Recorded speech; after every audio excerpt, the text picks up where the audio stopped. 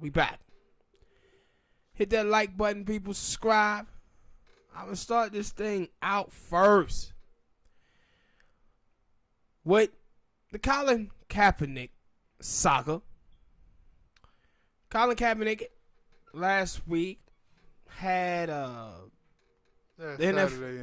NFL came out and said, hey, we were going to give Colin Kaepernick this tryout out of the blue. And then they had it Saturday, and then NFL kind of did, it was, if you paid attention to it, you knew it was some shenanigans and some bull jive going on with it from the get-go. But early Saturday morning, the NFL gets in contact with Cap, and they wanted Cap to sign this employment waiver. And the reason why they wanted him to sign the employment waiver is because he would have waived off his rights to sue the NFL going forward. Now, when Cap first sued them, he didn't sue them for blackballing him. He sued them for lost wages. So, but he has a bigger lawsuit if he chooses to file one against them for blackballing. So they wanted him to sign off his employment waiver, so he didn't. And the moment once he told them that he wouldn't do that, they pretty much had canceled the tryout. So Cap goes on and he says, you know what? I just have the tryout at a high school and bring in my receivers, and then some of the press corps came in. Now, the reason why Cap did this is because it will help him down the line if he do chooses to sue the NFL, because now he has on tape him throwing the football.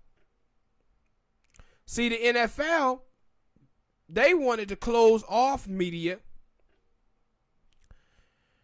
and just have they people to film Cap, because they knew they never had any intentions of really signing him.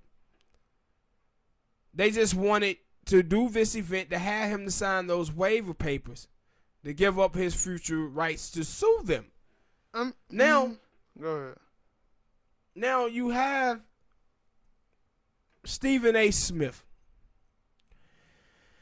And I had a problem with Stephen A. Smith last week when he was on First Take, because Stephen A. Smith was out all over ESPN talking about how if Kaepernick don't get a job, it's because of him, right? Not taking into account that they blackballed him for 3 years. Not taking into account any of the bad dealings that the NFL have done through all of these situations. But he just out there saying, no, it's on Cap. If Cap don't get a job, it's on him. Now, as he's saying that, all week, you hear that, man, Roger Goodell done put this thing together, but it's no teams that really have signed on to this. It was no owners who was asking to work out Cap. But no, that was I was finna, I don't know if it's true or not. I don't know. But, guys, it was a bunch of people who talk about this, seen the Breakfast Club talk about it, Hot 97, Undisputed. Then it was a caller from Hot 97, not Hot 97, but Breakfast Club, and she was like, she knew somebody inside the NFL, and that they was going to force a team to sign Colin Kaepernick. No, hell they wasn't. And, yeah, that was, I don't know if it's true or not. I don't know. No, it's not. But I remember you saying, yo, if everything Cap would have did everything, they would have had Cap sign a non-guaranteed contract. He wouldn't have played, and then he would have went on the next season. And no other team would have signed him, and then that lawsuit would have been lost. And so that's what this thing was about. And so that I was like, yo, that could have been a possibility. Yo, they were going to force the team, and then they were like, yo, you ain't really got to sign him back. You ain't got to let him play. But listen to this, though. You remember what the Michael Sam situation, where the NFL got in touch with the St. Louis Rams, and they told them to draft him, right? I didn't know they did it. Yeah, they told them to draft him, and he was on. If an NFL team was going to be forced to sign Cap, then you would have just had one team and to do a workout. You wouldn't have done a big workout for all the teams to see him. You would have just had one team. It wasn't that they were going to force a team to sign Cap. This whole thing wasn't about signing him at all. This thing was to get him to sign over his employment waivers rights. That's what it was about. I mean, yeah, that was one of my things that I when I see people talk about it, like, I like, yo, if they wanted, because I know they were saying that, yo, he had some type of contact with, what was it, the Chiefs and some other team afterward. But I was like, yo, like, the NFL really had to say, hey, we're going to create a workout for him. Like, he could have just went and worked out for one of the individual teams and had an interview. Like, you didn't have to do a big ass. And that was the thing. Like, I remember them talking about, Jay-Z was like, yo, he was mad they turned into a spectacle. But that will let me finish. Like, I was like, no, like, they the one who turned into a spectacle because they didn't have to get him. They didn't have to announce that he was going to have a big time workout. They could have just said, hey, one of y'all damn NFL team go interview him and have a private workout. But Smoke, let me tell you something. All of these reports are false, man. I'm telling you, ESPN, Stephen A. Smith, and the people on ESPN, man, have been working in collusion to blackball Cap, man. Like, wait, let me tell you. Let me tell you. Stephen A. Smith, the last 3 years have been on there carrying the NFL water, right? Nessa saw him in New York, and she confronted him. And she said, well, all of the stuff that you saying on that show is a lie. None of it is true. So she told him, no team have reached out to Cap. None. But Stephen A. Smith had been on air lying the whole time. So when she confronted him, he went back on ESPN First Take, and he told that, I had a conversation with Nessa, and I told her that her and Cap is welcome on the show. But then Stephen A. went right back and started telling the same lies that he had been telling before. And this is why you seen Cap and Nessa them kind of shy away from the media, because they know that the media is working in cahoots. Stephen A. got on television and he lied again. He said, man, Jay-Z is the one who was behind this. I know. No, I didn't get that from Stephen A. I got that from... No, I know, but let me finish. So all of these people start saying this stuff about Jay-Z. Stephen A. was the first one to start it. Yeah, and then other people start picking it up. But then Jay-Z came out, Rock Nation, and said, no, Jay-Z haven't had any talks with the NFL about doing any tryout with Colin Kaepernick. That Jay-Z didn't know anything about this. No. And that's why I said, like, the NFL and Colin Kaepernick, NFL and ESPN, man, they are the ones who've been working in cahoots with this shit. They've been having their own air talent to come out and try to turn the public against Colin Kaepernick, and they've been using their black on air talent to do that. But no, that's what I said. Like, when I watched Undisputed, and I just heard people, or not, like, because I ain't had to watch First Take because he had already made a video about it before First Take had even came on, Stephen A. But, like, listen to other people, and it was like, yo, wait a minute. A lot of the stuff that y'all are saying, this is stuff that y'all were criticizing the NFL for saying, but now y'all are saying it about Cap y'all said, and it was like, how did that happen? Yes. And then when I watched Hot 97, and that what he brought, he was like, yo, like, I see what you're doing over there, Stephen A. You using NFL hot takes to go at Colin Kaepernick, and I was like, no, that's a lot of people now. Yeah. Now, I ain't had no problem with that, because for the longest time, because I know Peter Rosenberg, he was like, yo, he thought that, like, he agreed with what Cap did. Now, he thought that when he came off aggressive with his comments, and I'm like, no, my thing is, y'all been saying, for not y'all, not them, but for some other people, they've been saying they want to hear Cap talk. They want to hear Cap talk. And then when he finally say what he got to say, you can't say, I don't like what you just said. You've been asking him to talk for the fight. But the thing is, Smoke, if you taking the narrative from ESPN and the talking heads, you would look at Cap and say that Cap was being aggressive. But Cap was being aggressive because he know that the NFL was bull-jiving with this workout. He was being aggressive because he know that the people on ESPN are working against him in this matter. That's why he was so aggressive toward them. That's why he was like, yo, y'all stop playing. Y'all stop being scared. And that's another thing, like, because I've seen that from everybody. Like, now, with Stephen A., now, he was the only one who, now, no, it was some people out there who were like, yeah, I think after this, Cap is going to get signed. And I'm like, really? Like, no. Yeah, I mean, reframe it. Now, it was some people, and Stephen A., he was one of them. That he was like, yeah, I think by Tuesday or something like that. Was it him or somebody was saying by Tuesday they expected him to be signed? And it was some other people. It was a lot of other people who were like, no, this thing is fishy. But the whole thing is fishy. But then when it happened and it all went down, it like, now it's Cap fault. And it was like, you knew it was going to be fishy and weird from the get-go. And now that it happened, and I don't know what people, and that's my thing, like, I don't know, like, because you tell me about the waiver wire, I heard it from Ebro, them, and it, like, people seem to not, like, they're not paying attention to that. Yeah, they just kind of gloss over that a little bit. And not a little bit, whole. They glossing over it, whole. Because I hear them, like, I heard Shannon talk about it, but he didn't really go into it like that. Yep. And then once I listened to Ebro, it's like, no, I understand cold heart. And then when I watched Highly Questionable, I watch a lot of sports stuff.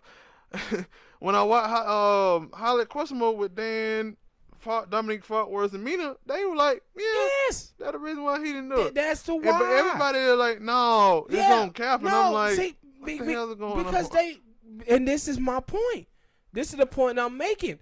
If you take the narrative that the NFL is painting and the narrative that Stephen A. Smith and the talking heads and the sports media is taking, they all are carrying the NFL water. They're not listening to the fact that, hey, the NFL Saturday morning called Kaepernick them and told them to sign the waiver wire. To say, I'm not the waiver wire, but the employment waiver. Mm-hmm. The moment that he said he wouldn't sign it, they said it was off. Because it tell you the reason why they wanted him to do this. Because I read this from TMZ, and they were like, he had sent back another thing, like, I wouldn't sign the part off where he couldn't sue them.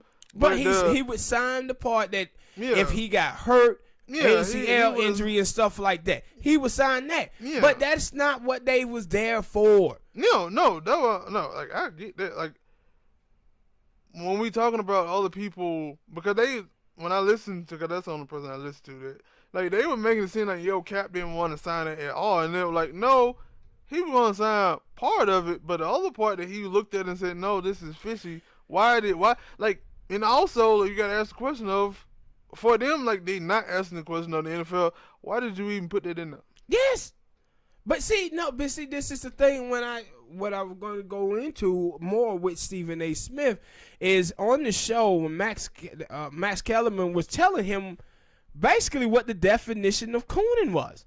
And Matt Kellerman, he said, listen, sometimes...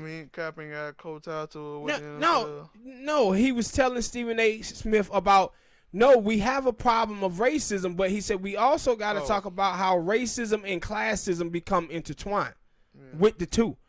And he was like, I'm not going to be on television telling you about how thing is. I'm going to tell you about how things supposed to be. And as a black man in America, you're supposed to fight for things going forward to progress things, to make things better, and not try to deal with just the conditionings that are here. This is the problem that we have when we start talking about Dr. King in the 1950s and 60s, when you had black pathologists were telling him, hey, fight for civil rights is wrong. We should just accept second-class citizens and try to make the best of it. And this is the whole time with Muhammad Ali, when Muhammad Ali said in America, they'll give you $1 million, a house in the suburbs, and a little white wife and tell you made it. Meanwhile, your people are being oppressed and you don't supposed to say nothing about it. Then they had this conversation about Cap wearing the Kunta Kinte shirt. Well, what Kunta Kinte represented was black freedom. He represented black liberation. This is a dude who was willing to have his feet cut off to stand on his principles and keep his integrity and self-respect intact. See, what all of these other people are allowing you to know, that they have no self-respect. They have no integrity. They believe that Cap Poster went in there, bent over backwards for the NFL to get a job. But the problem is that Cap knew damn well that they wasn't going to try to get him a job. That ain't what this was about. And once you understand the employment waiver, then you will understand that fact that no, what they was trying to do was just get him to sign that so he couldn't sue them. But guess what? If he signed the contract, if this was at Major League Baseball or this was NBA, those guys would have a point, because them guys' contract is fully guaranteed. But in the NFL, this is what you just seen with the Raiders. When the Raiders decided that, hey, we were going to take away Antonio Brown guaranteed money. And Antonio Brown was like, well, no, because at this point, y'all can just cut me. Y'all can just cut me and it's over with. And that's the thing with Cap. This is a league for 3 years that blackballed him. Now coming to him, telling him they want to let him into the league. If Cap would have got rid of that waiver, they could have signed Colin Kaepernick to a 1-year deal with no guaranteed money, and then could have cut him the next week. And now that whatever the lawsuit that he had against them, it was totally gone. And all of these folks in the media are totally ignoring this. And the reason why they are is because they buck dancers. That's what they are. They buck dance for money. Do whatever I can. And man, let me tell you something. Sometimes money costs too much. Sometimes money costs too much. If you got to give up your self-respect and your integrity and who you are as a person just to get $1, man, that costs too much. But you see from people like Stephen A. Smith, it don't. And it was a sad thing to see a white man have to explain to a black man what buck dancing is. But this is backing down to authority figures. And you watch Stephen A. Smith, and everything that Stephen A. Smith do on First Take is him always agreeing with billionaires. Yeah. But no, but that's the thing that I want to ask. I don't. I would like to. Maybe I do. Because there's a lot of time when it comes between black and white stuff, Stephen A. always on the opposite side, and then Max Kellerman, the white guy, is always on the black side. Hey, and he never And I saw people were trying to. I seen this guy. He was trying to. The black folk, they were trying to make an excuse for Stephen A. And they were like, hey man, this is like wrestling where you have a heel and a baby face, and Stephen A. plays the heel while Max played the baby face. And the stuff that Max Kellerman is saying is really the stuff that Stephen A. think and want to say, but he can't because no, that ain't what it is. Stephen A. Smith have been buck dancing, dude, for years. I see what people don't understand when we start talking about, when I tell you about black immigrants seem to be tied to conservatism. Like Stephen A. Smith was the guy that was on there talking about how it was wrong for black dudes to wear their hat backward and have tattoos. And he said he got that from his mama. You know what Stephen A. mama was? She was Jamaican. That's the woman who raised him. And when you see the black immigrants in America, a lot of times they be buck dancing. A lot of them do. They bow their head to power, to authority, bro.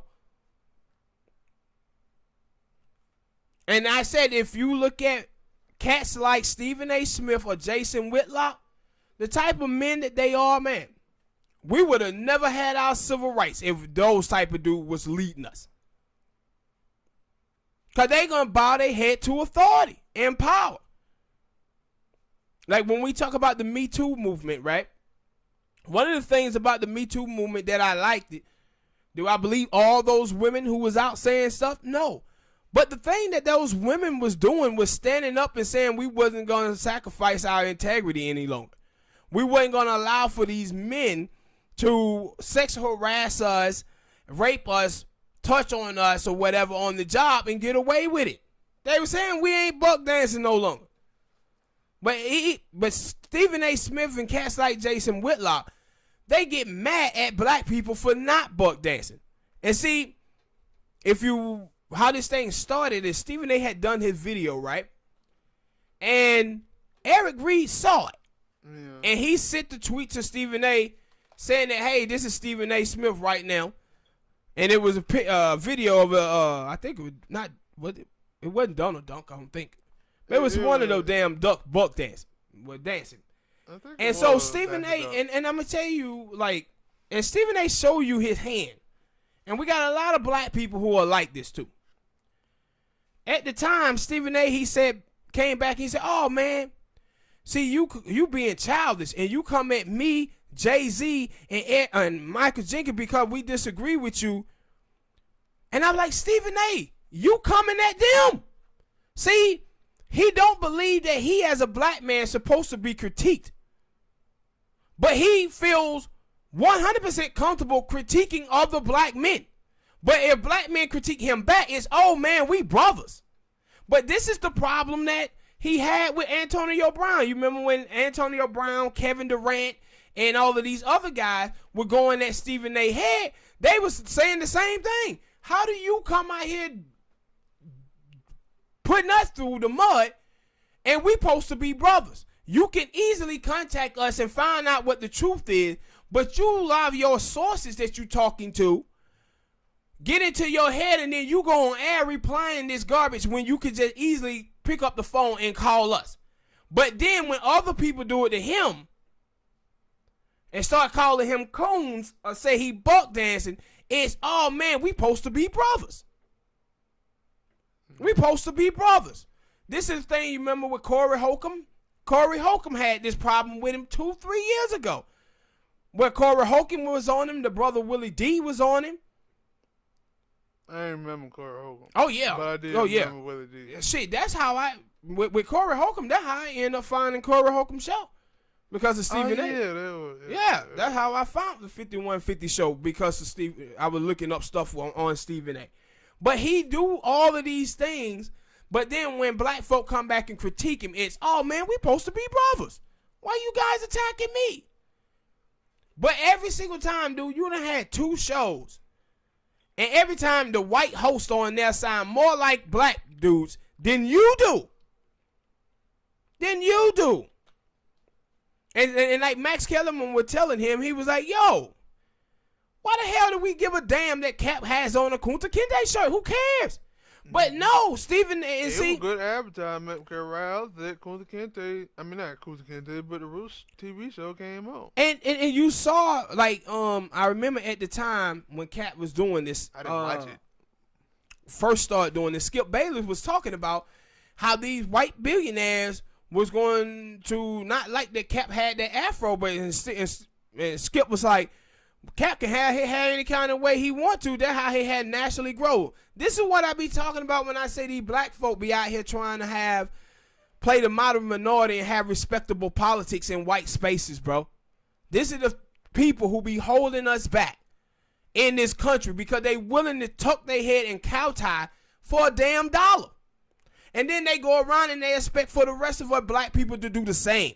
These are the same people that was out there defending Terry Crews when he was letting that white man grab him by the nuts. Same people. No, man, he did the right thing. No, you cats willing to let these folk do anything to you to keep your job. That's remember when we had the discussion about the raise of $15, and I'll tell you how these fools was out here talking about, man, we can't ask for more money because if we do, they just gonna replace us with robots. They just gonna replace us with robots.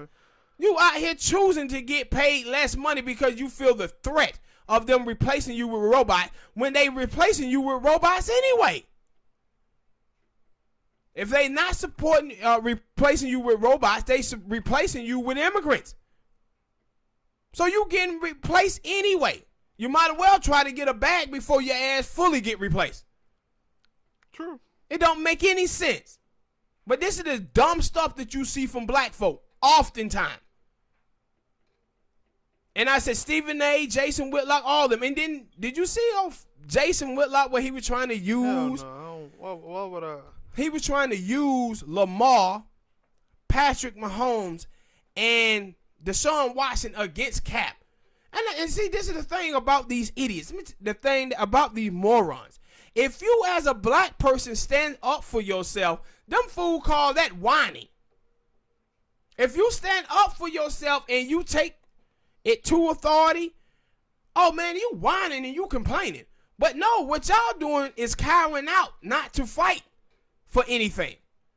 By that logic, Dr. King fighting for civil rights, y'all niggas see that as King was begging. That's the same thing about reparations. They oh man, they begging. Begging? No. You demanding. You're not begging. This is not, you beg from somebody that don't owe you nothing. That's begging. But when you have 244 years of slavery and 100 years of Jim Crow, of unpaid wages, no wealth, that's you demanding what you owe. Now, I wonder how these dudes would be if somebody owed them $100. And the person who owed them $100 say, I ain't paying you. And you say, and you start saying, man, yo, man, you should give me my money, man. That's my money. You owe me. And the dude look at him and say, nah, man, why you complaining? Why you complaining, man? It would be, no. Because I see it, man, like the football thing last Thursday with Myles Garrett and yeah. I said, I knew that people were going to, like, because I didn't see it. I didn't see all the other stuff. I didn't know that the quarterback had tried to take it. But either way, I said, yo, people are going to look at Myles Garrett like he's the bad guy. And not because, yo, he actually, like, he shouldn't have hit him with the helmet. But I understand. He's the moment. He should have hit him with I fear for my life. But I understand all that. But I'm like, no, most of the time when I see stuff like that, I say, yo, they're going to go after the black dude. Even though the white dude initiated, Mason Rudolph initiated quarterback. It didn't matter whether he was white or not. But he initiated. They have a thing. It's two things. People have this thing of, I didn't see the other person doing it. So I saw you doing something, so I'm going to go away. I'm going to slap the penalty or punishment on you. And then in this case, no, you did see that he did it. But for some black people, we talked about that before, they hold black people to a higher standard that they don't hold white other people too. Absolutely. Yeah.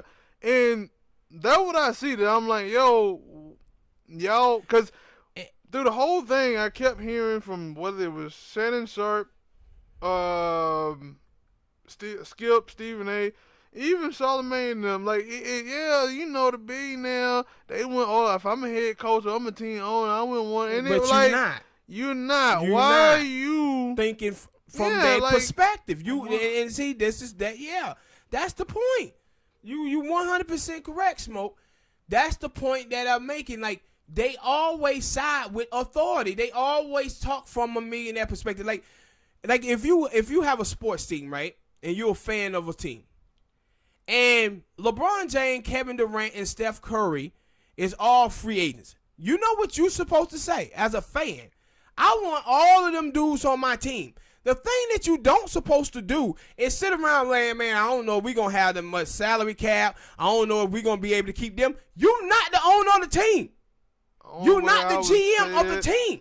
If I'm saying those three players, I don't know if we're going to have the money to pay both of them and get both of them on the team. Because but no. Listen, I'm saying, yo, yeah, I want all three of them dudes. But shit, after we pay all them, they might be the only dudes we have on the team because they gonna take everything. I'm trying to throw everything at them. That was what I would be saying. But you look at you gonna get cats on vet minimum. Yeah. You get some of the players that come to the team who trying to win a championship. That's how the Heat had the championship with Wade, LeBron, and Bosh.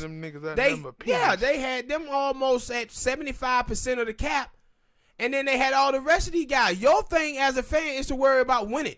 It's the GM job and the owner job to build a team. That's the only thing you're supposed to worry about is winning. But that's what I'm saying. All of these people are out here being fanboys and talking like they cashing a check from these companies. They're not paying you at all. So why are you talking from the perspective of a billionaire? You're not a billionaire. You're not a GM. Your ass is a worker. Don't really have no say so on who. And when you're a worker, you side with the workers. You don't side with corporations. You don't side with billionaires. You're not them. But Americans have a hard time with this. They always are siding with authority and siding with billionaires. And it makes no sense whatsoever, man. Always talking from that perspective. Well, if I was coaches or I was this, and you hear a lot of them with Cap talking about, man, well, Cap they don't want the circus that comes along with Cap. They created it. Yeah, but they created it, but also, what about the circus when Ben Roethlisberger had those 3 rape charges? What about the circus when Michael Vick had killed them dogs? Or what about the circus when Robert Kraft got caught? Yes! He didn't even get suspended or nothing. What about that circus? See, you just see. But no, I bring it up for a good thing because another thing I've been hearing, I think I have heard it, like it coincide with it. They always got the NFL Shannon Sharp, he's the main one who said it. They always got a thing of you're not gonna embarrass the shield, meaning the NFL logo. You mean tell me catching one of the 32 owners, Super Bowl winning, in a sex parlor, which he knowingly went to multiple times, didn't embarrass the shield, he didn't get caught, he didn't get suspended, he didn't lose his team like Donald Sterling. But when Cap said, hey, I'm kneeling because of police brutality, I forget all of it, but I know I don't have to say it, but you know what the hell he kneeled for. So, well, take that back. Some of y'all don't. Yeah, but some of y'all don't. But for the ones who do, I ain't gotta explain it. I'm tired of explaining it. Tired of hearing it. But like you telling me that didn't embarrass the shield, but Cap kneeling, protesting, doing all that embarrassed the shield. And you brought up he is a billionaire. You brought up the Myles Garrett situation too. And I always say that one of the things I hate about people in the sports media is that, and with Americans, is that Americans have a lapse in history. All of these people, oh man, I never seen anything like this. Y'all don't remember Antonio Johnson down for the not the Tennessee Titans, but the Houston Texans, when he ripped off the offensive lineman helmet and hit him with it 4 years ago? You don't remember when Andre Johnson fought Finnegan, snatched the helmet, and y'all don't remember any of that? Or the Miami Hurricanes when the whole team got into a scuffle and the dude was swinging his own helmet as a weapon? When Antonio down there hit the dude in the head with his helmet, he got suspended for 1 game. No, I don't think. Well, I don't know. I thought it. I seen a video because I remember I seen a video. I thought he just swung it. No, he hit him. I didn't know he hit him. He hit him. He got suspended for 1 game for that. And these folks on talking about like, man, we don't remember nothing like this ever happened. You lie. You lying. It has happened. Subjective history. And so what's called he's supposed to have been suspended as well, Mason. He got fined. But see, they play the game that they play with women. See, women can beat the hell out of a man, and if a man hit them back, it's the man's fault. No, but that's what I told you. Like, when I seen that, only one person was like, no, everybody should be punished across the board. And that was Matt Kellerman. Matt Kellerman was the only one who was like, no. Yeah. And the thing is, like, he straight be serving Stephen A. up on there. Shit, he be serving up everybody. Mm-hmm. But the thing, like, I remember, like, I never thought about that until I seen it comment on YouTube when I was watching the video from, because I missed it when it came on TV. The dude was like, in the comment, he was like, yo, man, I'm really getting tired of people and they what ifs. And I was like, you know what?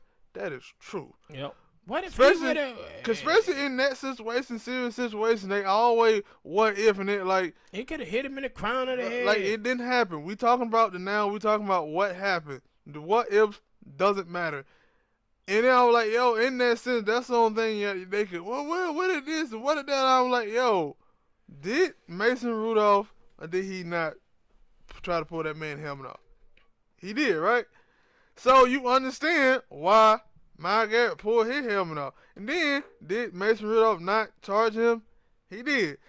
Now, I don't agree with him swinging the helmet, but at that moment, he tried to take your helmet off. No, I'm saying after the helmet and stuff and he got up and charged him, like, he would have did that while they was on the ground, yeah, I'm totally fine. He tried to pull you out. But afterward, and like I said, like, everybody should have been suspended. They in the heat of the moment. Yeah, everybody should have been suspended. Because I'm not going to sit here and tell you that, yo, if I'm Myles Garrett, I wouldn't have swung that helmet. Because, hey, I don't know what would have happened. I don't know what I would have done in that situation. Because somebody charging at me while somebody is pushing me back. Yeah, I probably would have swung that helmet too. All right, people. It would have happened. Hit that like button, subscribe. Tell us what y'all think, man, in the comment section about, Stephen A. Smith, the whole Colin Kaepernick situation, and even on the Myles Garrett situation. Do you think that they got that right, suspending the players, or do you think Mason Rudolph's supposed to have been suspended as well? All right, what's the next topic you got, baby? Your boy. Well, you said you tried to watch that movie. Eddie Murphy, the Dolomite movie. Dolomite. He kind of been in the comeback mode latter of this year and going into next year. I think it's new broke. Well, I won't say new broke, but they say that the Beverly Hills Cop 4 supposed to be a Netflix movie. Yeah.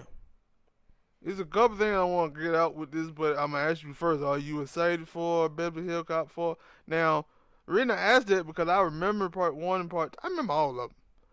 But part 1 and part 2 were the best one. People didn't like 3 as much. Yeah, no, I'm going to say part 3 was okay. It had some good moments. Yeah. But it wasn't better than part 2 and part 3. Yeah. So, that was my question. Like, are you excited? Because then I could throw it in there because I just thought about it. This, and then you got Bad Boys 3 Forever. Like, are you excited for those movies? Your favorite actors coming back. Now, Eddie Murphy, now maybe that could have been the makeup for Coming to America. He looked really old. And I hadn't seen Eddie before, and he don't look that old. He about, 50-something? Nah, he's in a little bit. But, the other video picture, I think it was Coming to America, he looked very, he about 80. And I was like, maybe that was the makeup. He looked bad. I don't know. He ain't gonna be doing too much goddamn. Well, he didn't do too much action in the first movie, so he probably ain't gonna do that much. What you think about it? Yeah, man. I actually love the Beverly Hills Cop franchise, and so I would be amped to see part 4. The thing also that this was in the making for a long time. They tried to do the show with Jackson. Brandon T. Jackson. Yeah, Brandon T. Jackson. No, his head didn't walk away from Hollywood. He did what he said. No, he didn't. I'm finna tell you the story of it. But they tried to set up the Beverly Hills Cop 4 film with the Beverly Hills Cop series. So Eddie Murphy had chose Brandon T. Jackson to play his son. And he was going to make some special appearance on the show, Eddie Murphy was. But once they got going and started filming, the dude Les Moons, remember him? Who had the rape cases and stuff like that. He pretty much just stepped in and said, fuck it, we don't like this. I don't like Brandon T. Jackson, so it's over. Like, it's done. It's a wrap.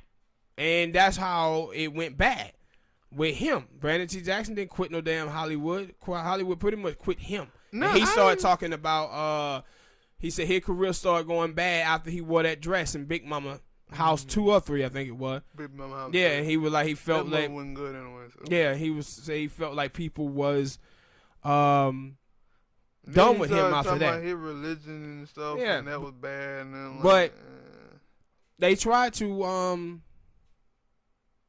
give that part 4, revive the franchise with this series, but last moments he killed it. So now with Eddie Murphy, I'm kind of happy about that. Eddie Murphy is doing the movie on Netflix. Now, that'd be good for Eddie. And now Eddie also was saying at one point, I think last year, that he wanted to get on the road and get his stand-up game going again as well. Yeah, he supposed to have a stand-up as well. Yeah, so, yeah, man, I'll be amped up for it. Because, like, I do remember them posts been making a TV series out of it.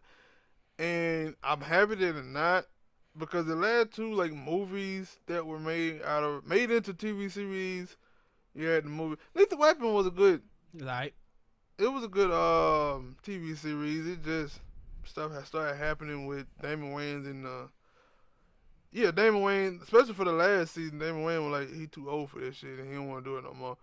So they couldn't do nothing with that. After they had replaced the other main star. He also had money problems, too, with them. Damon Wayans? Yeah.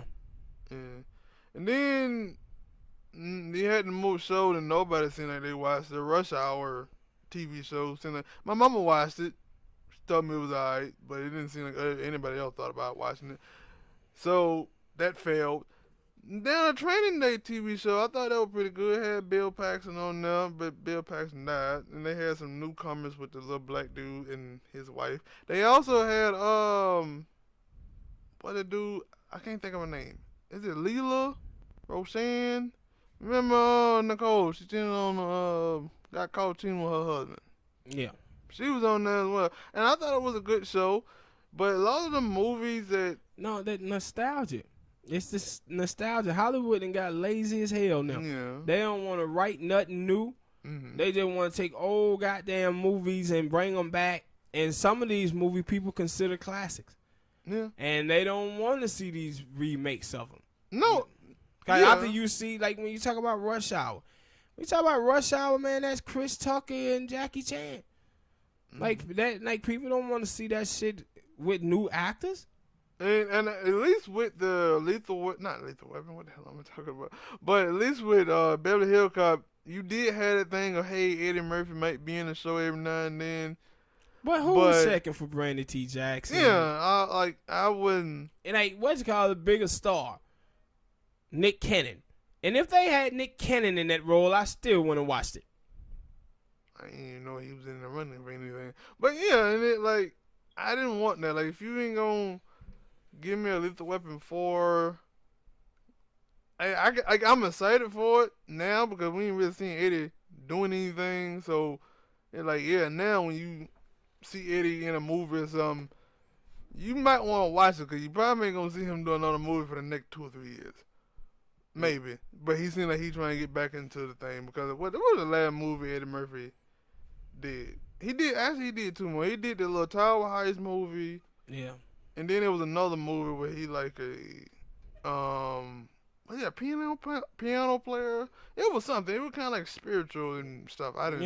Yeah, he'll give you a holy man every now and then. No, it wasn't like that. The holy man was terrible. It wasn't like that. It was something else. It was like it wasn't a very big budget movie. Like Pluto Nash. People really didn't like. They knew it was coming out, but it wasn't like. I thought that movie was a big movie.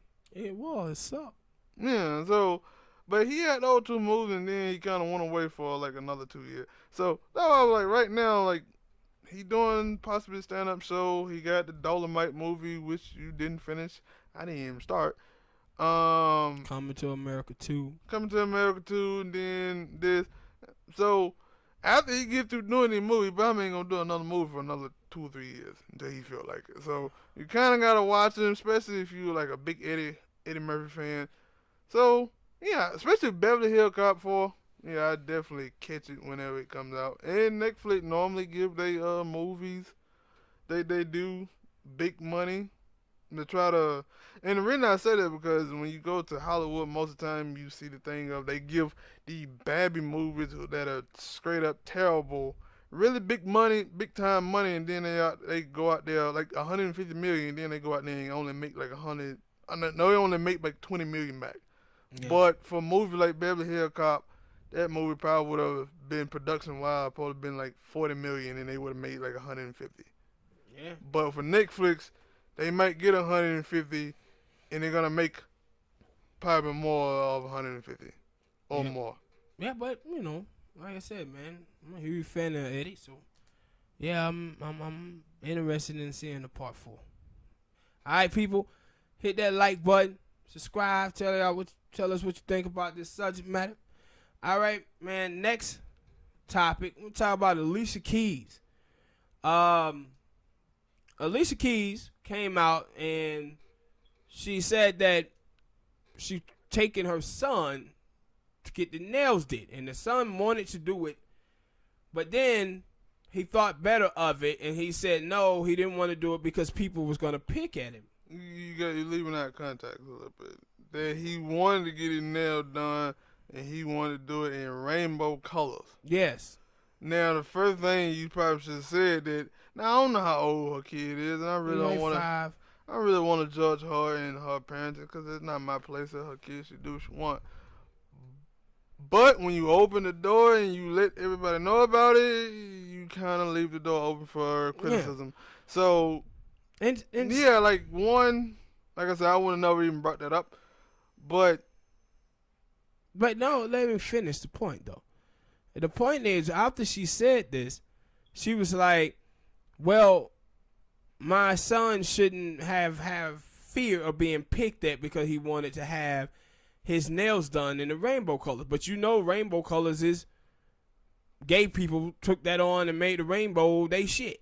The alphabet people. Yeah, the alphabet, yeah. I don't know. They made they shit. Now, I'm going to tell you why I have a problem with this. And that is because what you see from women, a lot of women now, is that women are not happy being women.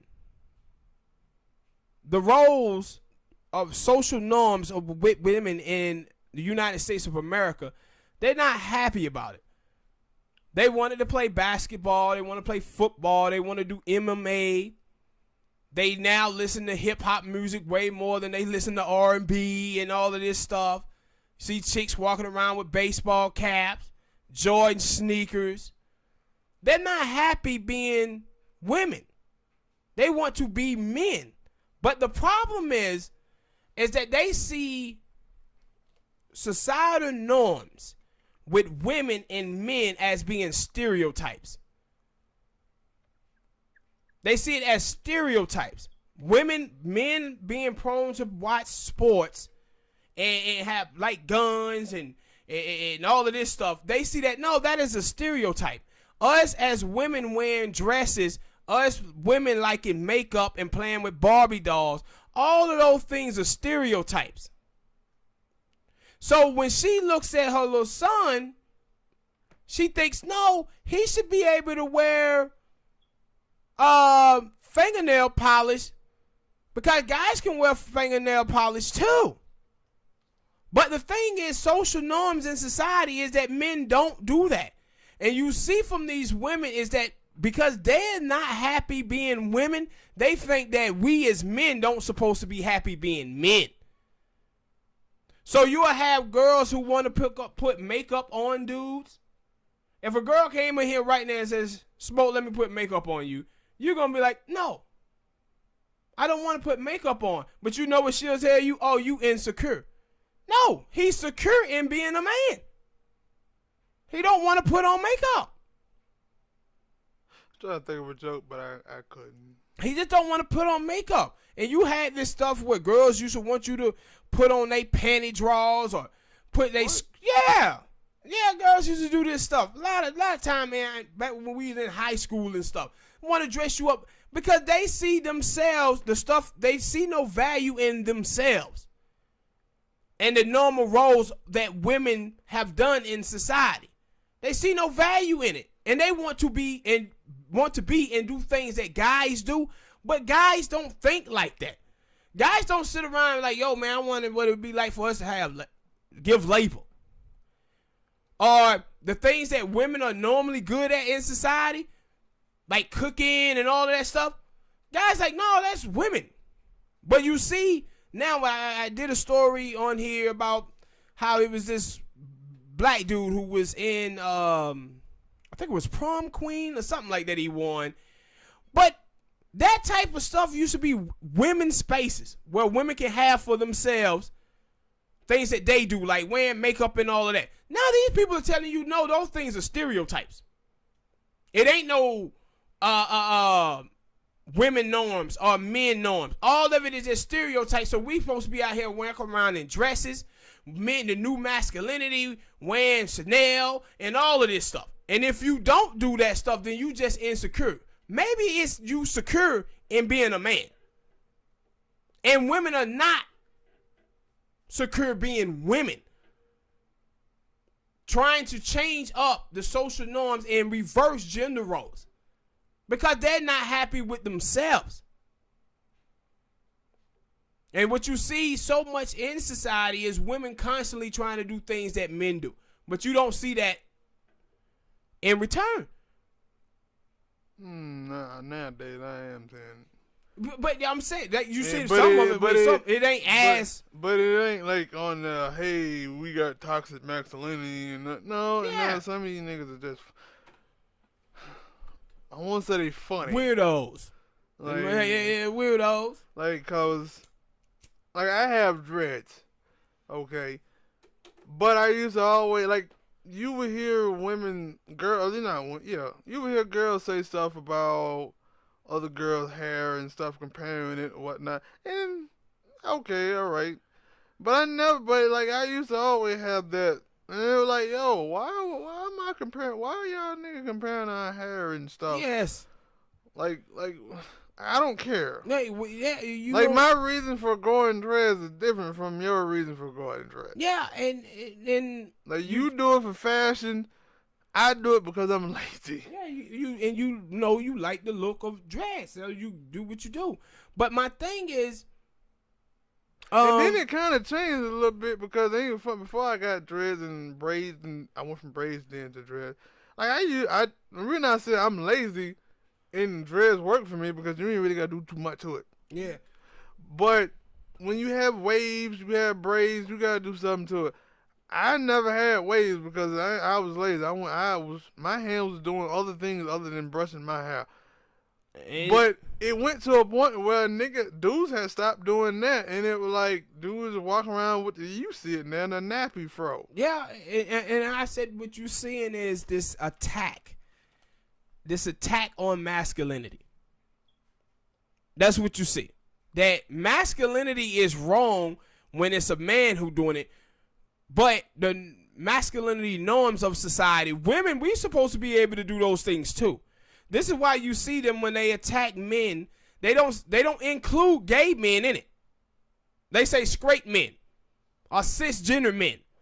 They letting you know the people who they are attacking. And I said this before, they won't be happy until all men are gay dudes who like women. But what's underneath it all is that these women are not happy with themselves. And they think because they want to do things that men do, men supposed to be open to do things that are currently female norms. But this, and that's what when you watch, like, Soleil Steve Ron and all these people or whatever, and she tell you, well, my son, when he was 4 years old, he came to me and told me that he was a little girl, so I just went and started buying them girl clothes and dressing them up. He 4 years old. Let's see what he does when he's 15. He 4 years old, man. What she does when But she does that because put him in those dresses and stuff because her, as a woman, she's not comfortable being women herself. Like, that's why you hear all these women talking about, I got a problem with being submissive. Women normally used to take pride in cooking, cleaning, and being the rock of the family. Now you see these women, they're not. They want to be the guys. They done forgot that a king ain't nothing without his queen. They don't value the role of a queen. They too busy trying to eye and be dudes. But how do a dude have a successful relationship with a woman who constantly trying to compete with him at men things? But they just ain't trying to compete with men at men things. Now they want men to become feminized. And if not, you insecure. You insecure. No, he's secure in his masculinity. There's a lot of people out there taking a lot of cues from a lot of dumbass people. Yes, sir. But all right, people. What that boils down to. Hit that like button. Subscribe.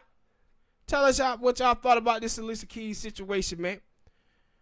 All right, baby. What's your next topic? All right. I want to touch on this topic. FBA versus ADOS. Last week, Trump came down to my neck of the woods down here in Georgia, and he gave this speech. And in the speech, he talked about how the Democratic Party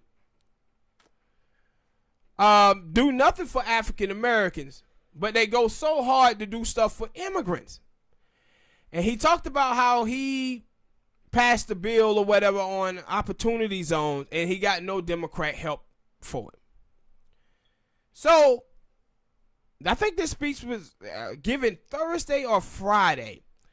And I had saw Tariq Nasheed, he tweeted out.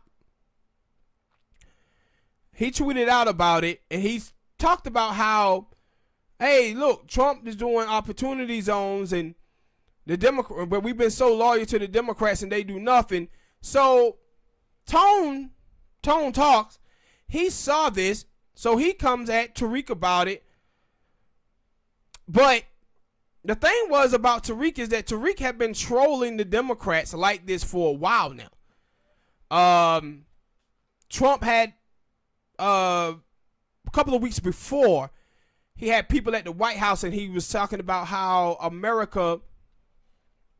African Americans built America, and they haven't gotten their props for doing so, but they were starting to. So Tariq tweeted out, hey, look, Trump is acknowledging that black people built the country when the Democrats are going around saying that immigrants built the country. So Tariq been doing things like this for a moment now. But so Tone, he comes out and he goes at Tariq about it, and then Yvette, she comes in too, and they start saying stuff to Tariq about him supporting Opportunity Zone. When I thought that that's what Tariq was doing. He was pretty much just trolling the Democrats. So then Tone does a video, and and it was titled ADOS. This is why ADOS don't support Trump.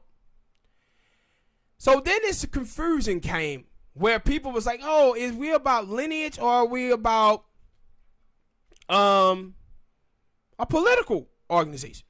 Are we like riding with the Democrats? And a lot of people on the ADOS side was like, nah, we always been political. Always been political, but it's political in lineage. And I agree. But what Tone did, though, is that Tone took it from being about lineage to about a group when he says ADOS is not pro-Trump. Well, the truth of the matter is ADOS is pro-Trump. 13% of black people vote for Trump.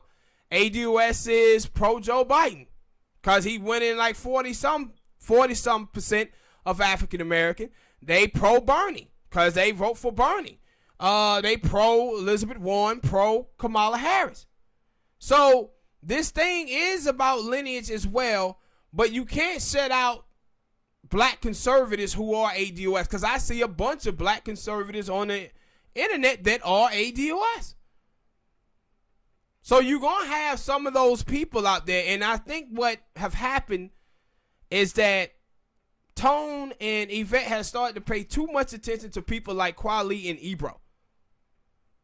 And those and Malcolm Nance and Jason Johnson and these cats who try to frame ADOS as being pro-mega, but the reality is black Republicans who are ADOS that feels like black people deserve reparations. So you're going to have them people out there on the internet and they're going to be chirping.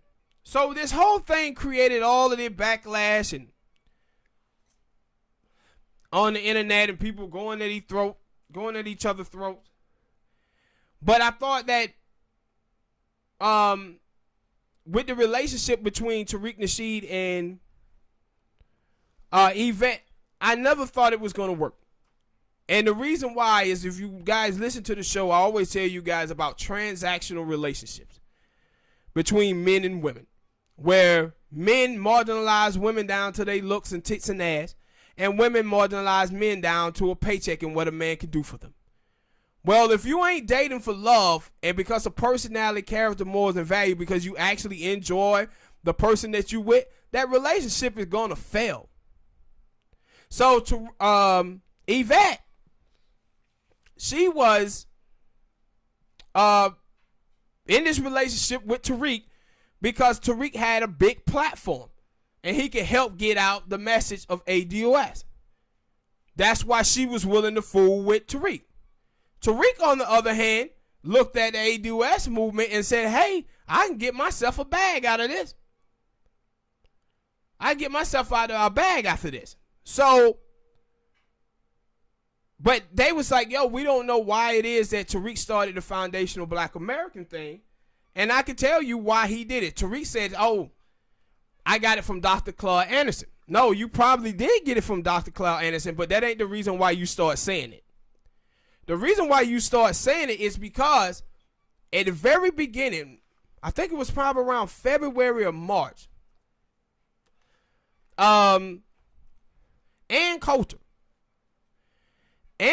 jumped on this ADOS bandwagon, and she starts talking about how we owe black people reparations and things of this nature. And I had saw her at Politico like last year where she had debated Anna Kasparian, and she was talking about how, yeah, black people got the short end of the stick and we owe black people. But the problem is the Democrats have opened this thing up to all of these immigrants that came here after 1965 to all these government programs.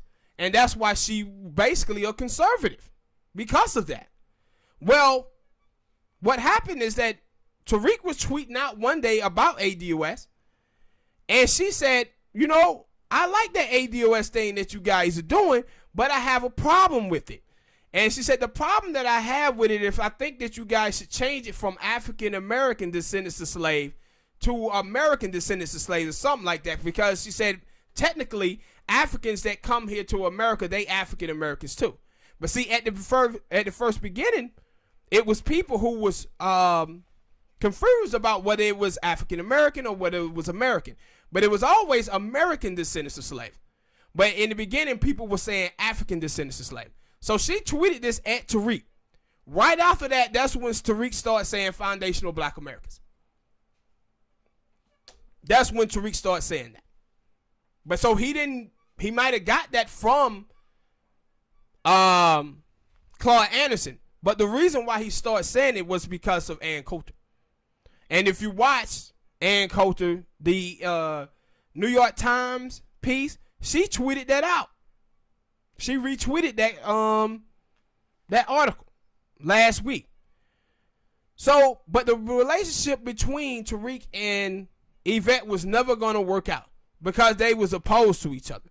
And my whole thing was like, if you watch Tariq normally, he used to call himself a Martin Luther King Jr. conservative. And Yvette is far left. Tone, far left. Right?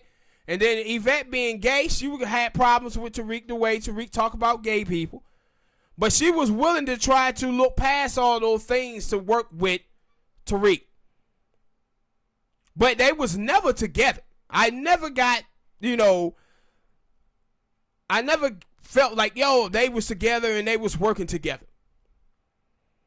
And they was sitting behind the scenes, Tone and Yvette, and they was thinking why he have this the FBA thing, why he's doing this conference. And then Michi X, she got into it with him because she felt that he was asking for too much money and stuff. And then it all just went to shit.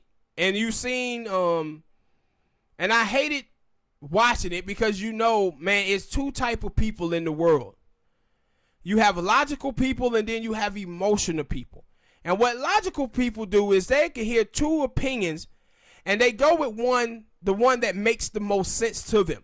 But then you have emotional people. And emotional people, they go with the people who they known the longest and whatever makes them feel good. So you got a point there. And all of them start fighting each other. I ain't ADOS people, I ain't rocking with foundational Black American. How you not gonna rock with foundational Black American when foundational Black American is the same thing as ADOS? It sounds different, damn it. Yeah, but it's the same thing. And you just seen all of these emotional people on the foundational Black American side and ADOS on the side. And it's like, listen, man, back in the day, these folk used to have to infiltrate Black America to get us off the same page. Now they don't even have to do it. We just start fighting each other over semantics.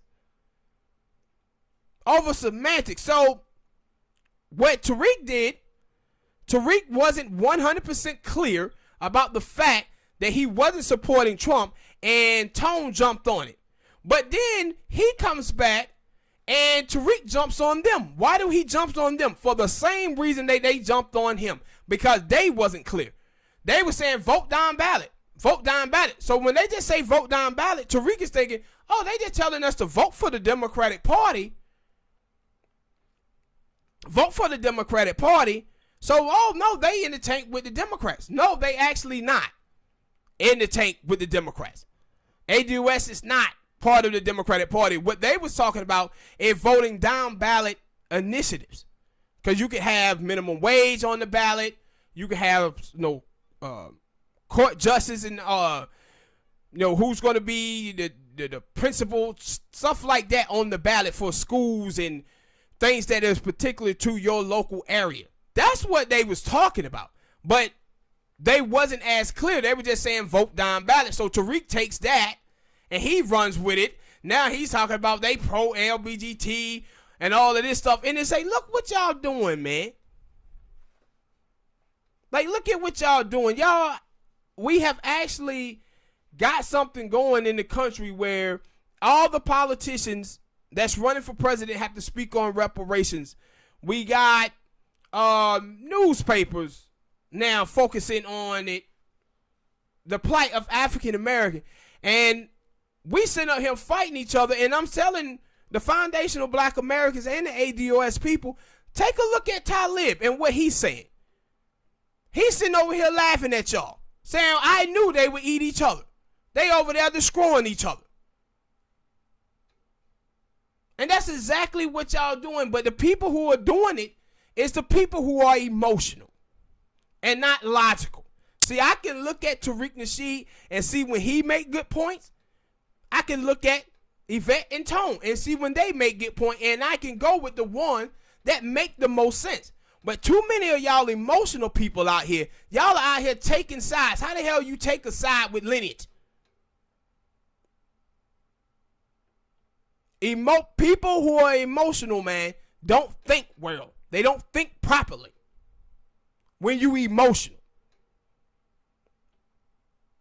But y'all should focus on how Talib and the people on his side that have been trying to work to destroy foundational Black Americans, working to try to destroy ADOS, look how they clapping.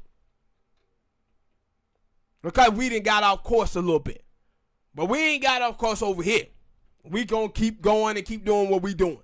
But all y'all emotional people out there, get y'all shit together, man. We got work to do. All right, people. Hit that like button and subscribe. Next topic. Obama. Obama came out and he said that we shouldn't go too far to the left. So what you see from Obama when he make these comments, he's trying to tell people who to vote for on the sly. He's telling you, don't vote for Bernie Sanders, don't vote for Elizabeth Warren, you got to vote for Joe Biden. See, you didn't hear from Obama when Joe Biden was dominating the polls. But now he out here now. Talking. You know who else you see out here talking? Hillary Clinton. And what was she doing? She was out here telling you that the healthcare plan that Elizabeth Warren is talking about would never be enacted. So she basically telling you if that's the reason why you voting for Hillary Clinton is voting for Elizabeth Warren because of healthcare, well, don't vote for her because it ain't going to never happen. Obama and Hillary is out here working to try to get Joe Biden elected and doing it on the sly. And that's the reason why I hate politics. Yes. All this stuff, I said it again. I said it once, I said it again. I'm continue to say it because the reason I hate politics. If the person got the House and the Senate, they can basically do whatever the fuck they want. Yeah. So it can be done. Yep, absolutely. And the reason why Trump, for a while, Trump never had the House and the Senate. Yeah, he did. He had it. Well, at the first beginning, he had it. Well, shit, that's the same thing they said about Barack. He had the House and the Senate at the first beginning, but then afterward. Now, it's different for them because most of the time, for Trump, most of the time, Democrats are going to vote his way anyway. See, he had. But as far as Obama concerned or Elizabeth Warren concerned, like, you have Democrats who they are Democrat, but they have moderate. Yeah. Mm-hmm. I was going to say somewhat Republican beliefs or thoughts. So, it maybe you could say that, but if you put the people, vote in the right people, and everything, then it could work. Yeah, but see, but did they come flat out and say no? It couldn't work. Yeah, it's let me tell you why it's dumb and it's a tactic. Yeah, if I tell you that you can't, and it's funny because I use these things. They tell you can't do something. Like they tell you, somebody tell you can't do something, you don't listen to them. You do, but when it comes to politics, they tell you they can't do anything, you're supposed to take it at face value. Yeah, and see, the thing is, Obama, he's like, I don't think that people want to overhaul the system. Like, man, you got like 76% of the Democratic voting base that identifies with socialism more than they do capitalism. No, those people do want to overthrow the system. The problem is y'all keep telling them that they can't have what they want. That's what you keep telling them. And see, this is the thing with Barack Obama, bro. And like I tell you guys about Dr. King in 1963 when he said that the white moderate is the biggest obstacle in the way of the freedom of the Negro. And then in 1966, how he says if America ever going to get truthful about the plight of the Negro, it is going to take for America to accept the type democratic socialist system. When you see the numbers that we talk about in this country pertaining to the African American community and the type of policies that we need, Obama's out here telling y'all, no, you can't have that. But guess what? You know who I'm going to depend on? I'm going to depend and listen to the man who got black people civil rights instead of listening to the man who was in office for 8 years and didn't do shit for black people. I'm going to listen to Dr. King. Like I said, since 1964, African Americans have made zero economic gain in this country, and we own as many homes in 2019 as we did in 1964. And since 1964, we have overwhelmingly voted for white moderate candidates. And that's why we sit here now. And Obama is telling you, no, we must continue this. This is the thing about authority. Again, with Stephen A. Smith. What you see from Obama is them white folks then told him this the way it is, and he said, okay, we got to deal with it. I remember Jon Stewart, when Jon Stewart had told Obama, he's like, yo, man, when you first was running for office, it was yes, we can, and change we can believe in. Now I feel like it's like, well, we'll see. We'll see. That's exactly what Obama is. But my whole thing is about Obama preaching centrist politics. Explain to me the 1,038 losses and the White House loss. Y'all out here saying, yo, man, we can't move too far to the left because we got to have a centrist. We had a centrist in 2016 with Hillary Clinton. She was the face of centrist politics, and she lost to a goddamn clown. Al Gore lost to goddamn Woody and Toy Story. George Bush. What? You ain't never noticed that George Bush act like Woody? The way he hold his arms, old cowboy hat. No, I don't pay attention. Yeah. That remember I like pay Woody. attention to Woody, but I don't pay attention to him. Yeah, he was like Woody from the Toy Story. That's how he acted. Just like Woody. And then John Kerry moved to the center in 2004, and he lost too. And my thing is, with Obama out here talking all of this stuff, I said, Obama, when you ran for office, dude, your biggest thing was raising taxes on people who made over $250,000 a year, and you were running around talking about spreading the wealth around. That's when you got all of these young people excited to come out and vote. The Democrats normally get around 21% of young voters. Your numbers went up to 51%. And it was because you was talking about taxing the rich. Now you have a community organizer out there talking down on activism. That's what Barack is doing. Talking about, nah, man, we don't need to move too farther to the left. Nah, we do. We do. And I said this, and the thing is, they had a hashtag, they was killing Obama too. And one of the things that I was happy about is that I'm starting to see black people start to kill Obama more.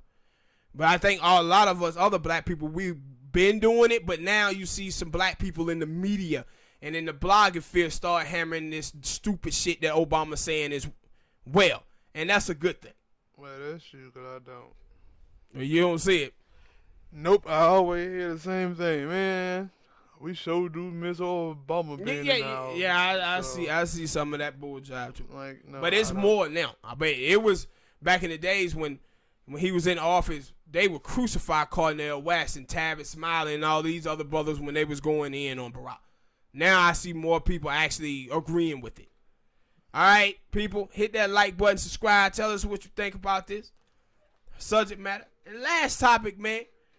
Cenk Uygur of the Young Turks is running for office out there in the California 25th District, trying to replace, I think her name is Katie Smith. That's the young chick who got caught, or with I think her ex-husband or whatever, kind of put all these photos out of her. Oh, I seen that on TMZ, and I'm going to let y'all know I was acting like a sexual deviant. I was trying to find him. What, the news? Yeah, it really wasn't no news like that, though.